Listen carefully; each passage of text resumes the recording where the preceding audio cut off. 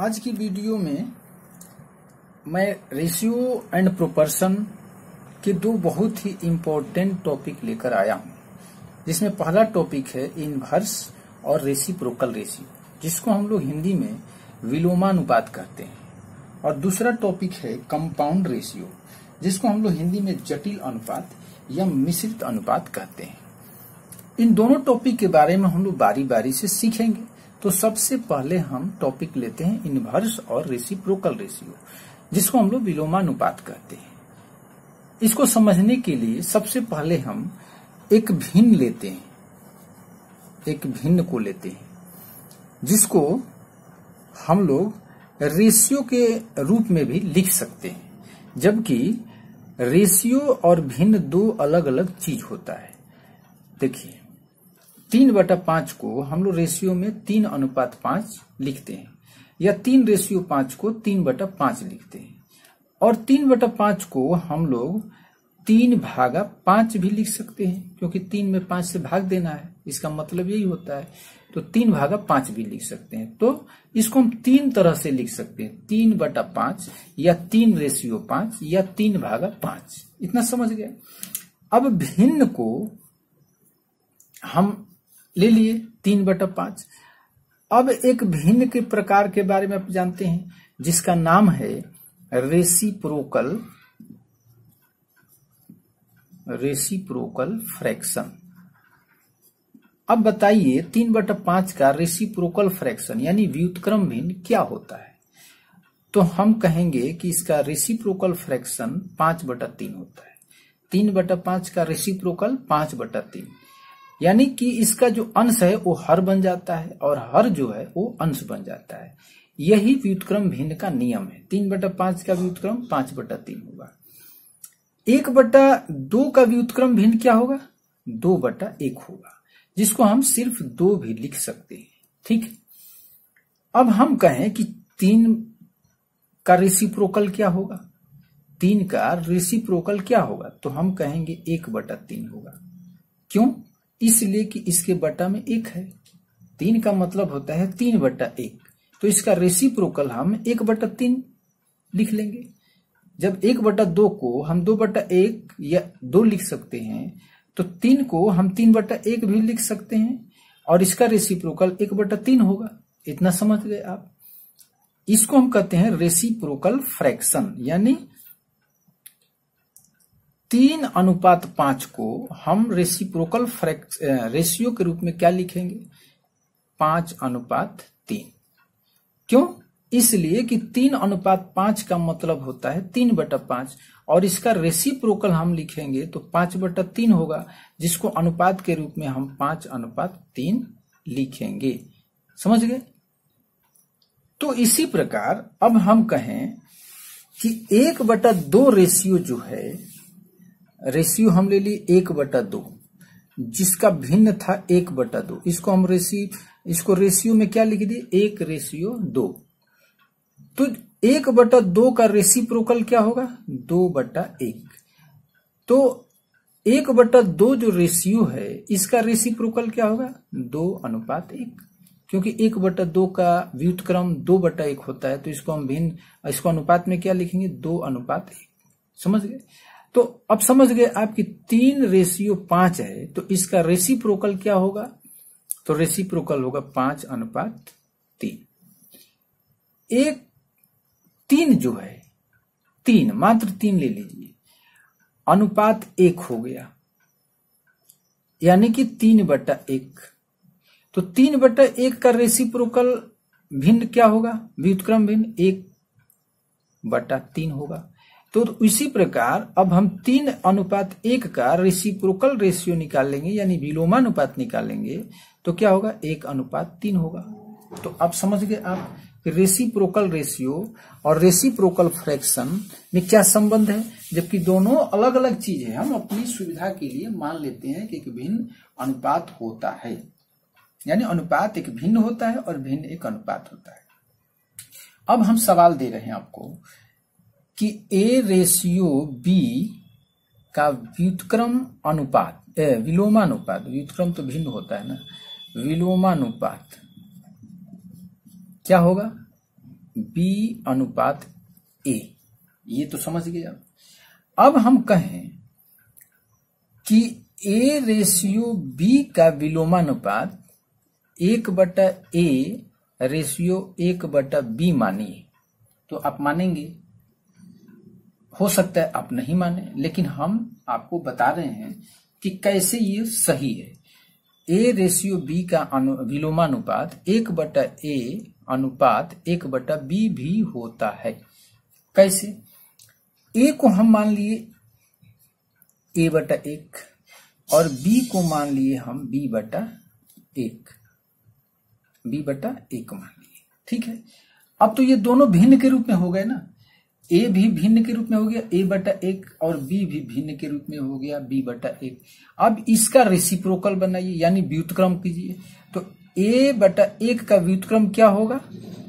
1/a, और अनुपात b/1 का व्युत्क्रम क्या होगा? 1/b। नहीं हो गया? हो गया कि नहीं हो गया? हो गया ना। अब कहिए कि ये इसके बराबर कैसे है?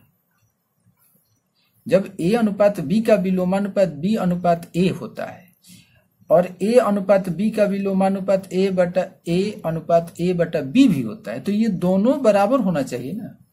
तो होता है, कैसे होता है? तो a/a अनुपात a/1/b को हम क्या लिखेंगे? 1/a बटा में 1/b, और इसको भिन्न के रूप में इसको सरल कर दीजिए। 1/a गुणा a/1/b उलट जाएगा तो b/1। b में 1 से गुणा करेंगे तो b, बटा में a से 1 से गुणा करेंगे तो a। इसको रेशियो में लिखेंगे तो b अनुपात a होगा। यानी कि 1/a अनुपात 1/b b अनुपात a के रूप में होता है। तो समझ गया? इसलिए दो तरह से हम विलोमानुपात लिखते हैं। a अनुपात b का विलोमानुपात b अनुपात a होगा, और a अनुपात b का विलोमानुपात 1/a रेशियो 1/b होता है। समझ गए? यही दो इसमें सीखने की चीज है, और इसी आधार पर हम प्रश्न को हल करते हैं। अब चलते हैं प्रश्न की तरफ कि प्रश्न कैसे कैसे आते हैं। चलिए हम प्रश्न लेते हैं। चलिए देखिए, दो प्रश्न लेकर आया। 1/x ratio 1/y ratio 1/z equal to दिया है 2:3:5। तो पूछा है कि x ratio y ratio z का वैल्यू क्या होगा। समझ गए? अब हम इसको कैसे हल करेंगे? तो इसको हम हल करेंगे 2:3:5। हमने आपको क्या बताया कि अगर a रेशियो b है तो इसको हम इनवर्स रेशियो क्या बना देंगे? 1/a रेशियो 1/b बना देते हैं ना। इतना समझ गए? अब हम क्या करेंगे कि यदि हमको a/a दिया गया है और रेशियो 1/b दिया गया, 1/a रेशियो 1/b दिया गया है, तो इसका इनवर्स हम कर देंगे इसको। यानी इससे हम इसको बना सकते हैं और इससे इसको बना सकते हैं। a रेशियो b का इनवर्स 1/a रेशियो 1/b होगा, और 1/a रेशियो 1/b का इनवर्स रेशियो a अनुपात b होगा ना। तो 1/x ratio 1/y ratio 1/z को इनवर्स के रूप में हम लिखेंगे तो क्या होगा? x अनुपात y अनुपात z होगा ना। इनवर्स के रूप में लिखेंगे तो इसको जब हम इनवर्स कर दिए तो इसको भी इनवर्स कीजिए, यानी इसका भी विलोम लिखिए। तो 1/2 अनुपात 1/3 अनुपात 1/5 हो जाएगा। कोई दिक्कत है आपको? एक बार फिर बता देता हूं। जब a अनुपात b को विलोमानुपात 1/a रेशियो 1/b लिख सकते हैं, तो a/a कर रहा हूं 1/a रेशियो 1/b को विलोमानुपात हम a अनुपात b लिख सकते हैं। तो ये 1/x दिया है, 1/y दिया है, 1/z दिया है, तो इसका विलोमानुपात हम क्या लिखेंगे? x अनुपात y अनुपात z लिखेंगे ना। इस रूप में है तो इस रूप में लिख देंगे, अगर इस रूप में है तो इस रूप में लिखेंगे। तो जब हम लेफ्ट साइड का विलोमानुपात लिख दिए तो राइट साइड का भी हम विलोमानुपात लिखेंगे। तो इतना हम लिख दिए। अब इसको हम हल करेंगे। तो इसका हल करने का नियम क्या है कि जितने भी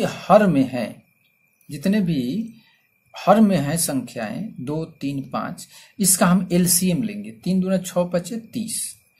30 लेने के बाद हम 2 से 30 में भाग देंगे तो कितना आएगा? 15 आएगा। 3 से भाग देंगे 30 में तो क्या आएगा? 10 आएगा। फिर 5 से 30 में भाग देंगे तो 6 आएगा। इतना लिख दिए। इतना लिखने के बाद अगर हम देखते हैं कि तीनों में कोई उभयनिष्ठ गुणनखंड है, यानी कोई ऐसी संख्या है जो तीनों को कटा सकती है, तो नहीं है। तो नहीं है तो यही आंसर हो जाएगा। समझ गए? अब चलिए दूसरे प्रश्न पर।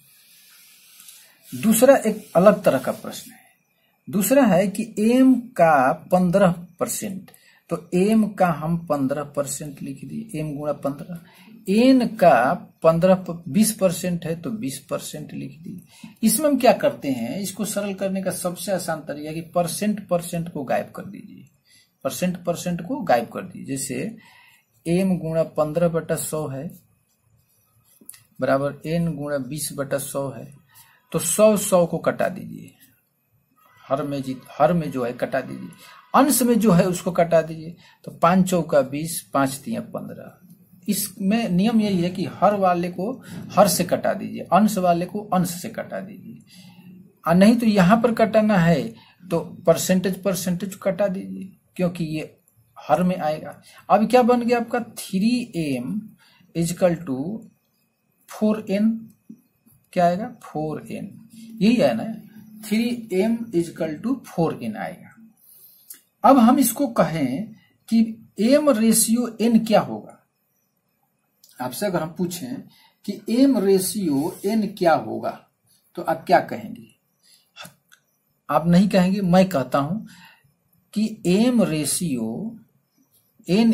= होगा 4:3। आप कहिए कैसे हो गया भाई? तो m का मान होता है, पहले इसको हम निकालते हैं रेशियो के रूप में, तब आपको समझ में आएगा। चलिए इसको हम यहां पर हल करते हैं, उसके बाद समझाऊंगा आपको। 3m = 4n ले लीजिए, ठीक है। अब हम क्या करेंगे कि m/n, इधर से n लाकर इधर भाग लगेगा, उधर गुणा है तो इधर भाग लगेगा, बराबर हो जाएगा 4 बटा में इधर 3 गुणा में है तो इधर भाग लग जाएगा। तो m रेशियो कितना होगा? n = क्या होगा? 4:3 होगा। तो इसलिए हम इसका रेसिप्रोकल निकाल लेते हैं। m/n का मान हो जाता है सीधा 4:3, ठीक है। या इसको हम कहेंगे कि m/n = 1/3:1/4, ठीक है। इसको हम क्या कहेंगे? m/n बराबर 1/3:1/4। और इसको हम हल करेंगे तो 4 3 का एलसीएम 12 हो जाएगा। 3 से भाग देंगे 12 में तो 3 चौका 12, अनुपात 4 से भाग देंगे 12 में तो 4 3 12, 4:3 आ गया। तो इसलिए ऐसे प्रश्न को हल करते हैं इस प्रकार। अब चलिए इस पर और प्रश्न लेते हैं। देखिए पहला प्रश्न है कि 2a = 3a = 4c, तो बताना है फाइंड a/b/c, यानी 2a = 3a = 4c। तो पूछ रहा है कि a/b/c का मान क्या होगा।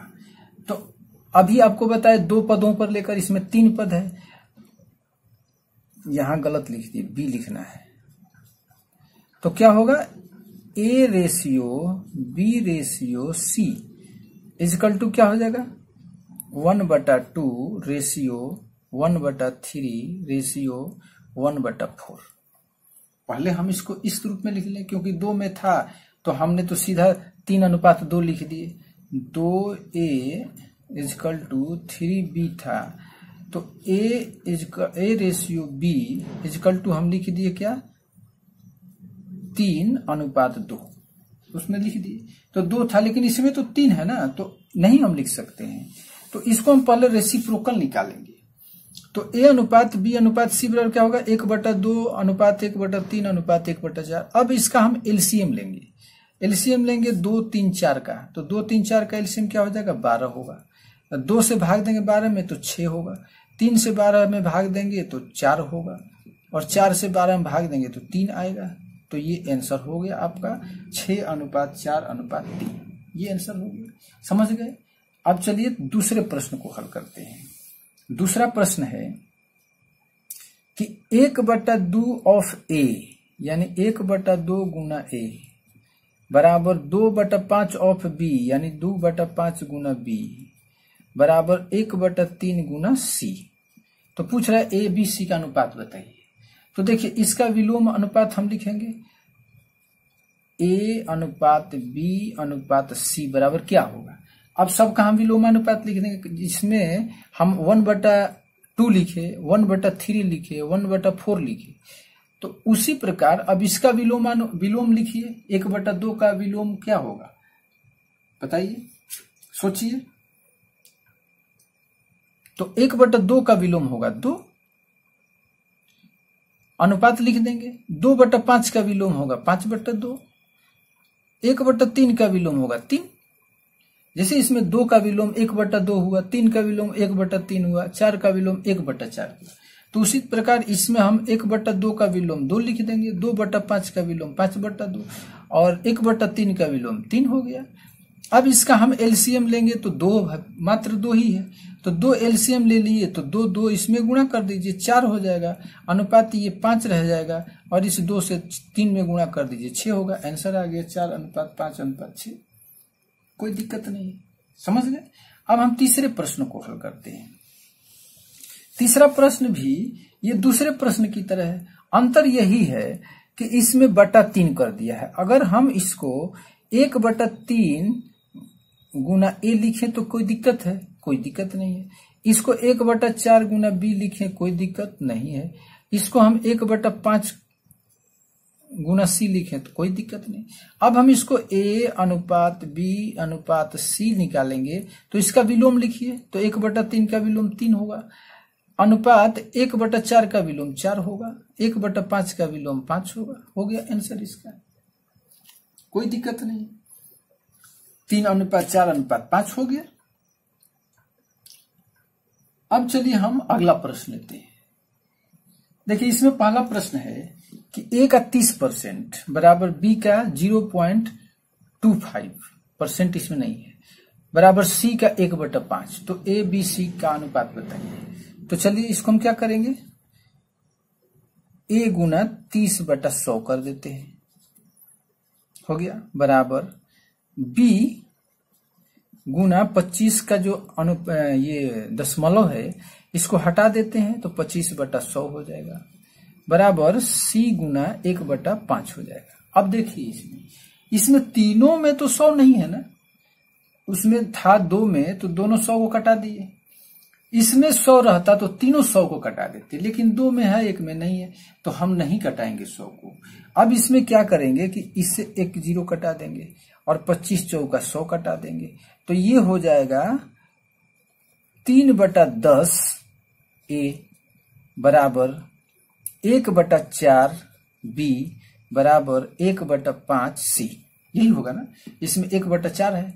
अब हम ए अनुपात बी अनुपात सी कैसे निकालेंगे, तो 3/10 का विलोम लिखिए, उल्टा करिए इसको 10/3 हो जाएगा। अनुपात 1/4 का उल्टा हो जाएगा 4 और 1/5 का उल्टा हो जाएगा 5। ये हो गया। लेकिन इसका हर जो है 3 है, इसको हटाना है तो इसका एलसीएम लेंगे। तो एलसीएम तो अकेला 3 है तो 3 ही होगा। तो 10 का 10 रह जाएगा और इस 3 से गुणा कर दीजिए 4 में तो 4 3 12 और इस 3 को 5 से गुणा कर दीजिए 5 3 15। हो गया इसका आंसर 10 12 15। आंसर समझ गए।